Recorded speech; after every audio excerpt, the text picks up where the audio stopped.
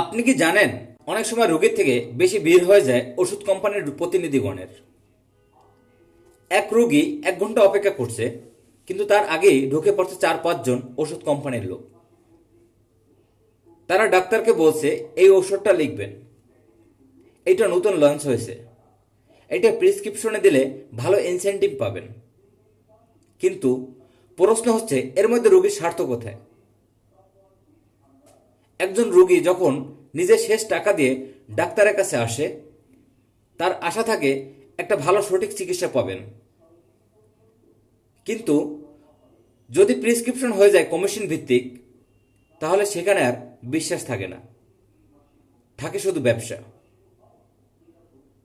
তবে সব ডাক্তার এক না, অনেকে নীতিবান, সৎ। কিন্তু এমন দুর্নীতি যদি চলতে থাকে, তাহলে ভুক্তভোগী হবে শুধু সাধারণ মানুষ। ডাক্তার মানে ভরসা, প্রেসক্রিপশন মানে জীবন বাঁচানোর নির্দেশনা। আসুন আমরা সবাই সচেতন হই। ডাক্তারদেরও বলবো, সময় দিন রোগীকে, ওরাই আপনাকে ভরসা করে এসেছে। আর ওষুধ কোম্পানির প্রতি অনুরোধ, প্রোডাক্ট প্রচার করবেন, কিন্তু সেটা যেন রোগীর ক্ষতির কারণ না হয়।